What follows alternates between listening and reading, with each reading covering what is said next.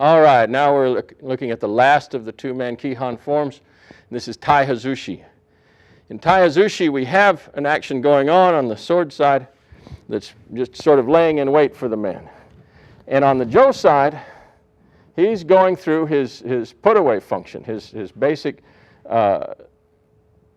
drawing and locking it down in order to conclude the kata, or to conclude the encounter's function. These are a series of positions that give him coverage and control to the very end until everything's completely assured that the action is over. And so as he's going through that, I interrupt that action of conclusion, sort of with a surprise attack or a sneak attack, or somebody that has bad manners. I'm giving him some mixed signals perhaps.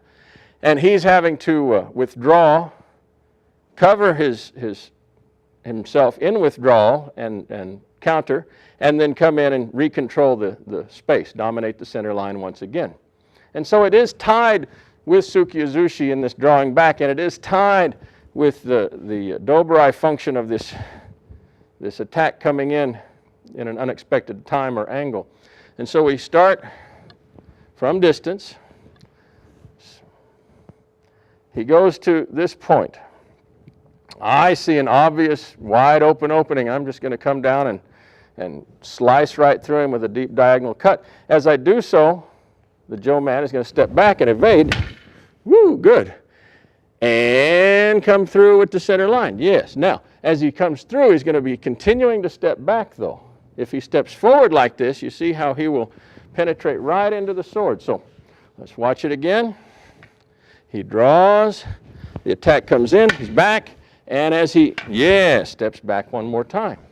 And so the entire thing takes place in a series of back steps. It's unique in Jo in that quality. All the other times we've been delivering energy, or almost all the other times, we've been doing it in that forward direction, in a sense of directionality of, he would take it off and then blast at me forward. But no, not this time. This time it's back. It's a dropping back function and delivery of energy for the clearing strike and the control of the center line at the last moment. So let's take a look at that. So here we are. I'm making my beginning. If he were to come in at this time, I obviously am already controlling the center line. That's bad news for him. If I begin drawing and he decides to come, well, I can reverse my draw. Again, bad news. So he waits, he waits, he waits, he waits. It gets all the way to my hand, and I'm still ready to go. I make a fairly quick transition to here, and now I'm ready for this basic function. Now, whether or not you make contact in that first control mechanism is immaterial. This can be just nothing but evasion, and that's perfectly fine, stepping back to control. The action of making contact there just happens to be a little preference that we've developed, but it's really not important in any significant sense. It does tell us that we're gauging our distance to a fairly fine parameter. If I step back very broadly, there's no way.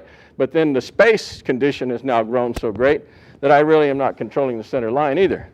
So what this does do for us is it gives us a sense of maintaining the distance relationship that we'd like to maintain, so that any rising function he has from here, I'm going to be immediately on it. I can immediately control that line. So take a look at that with your Tai Huzushi, and feel free to drop me a line, send me an email, give me a phone call. I'd be happy to chat with you about it. Thank you.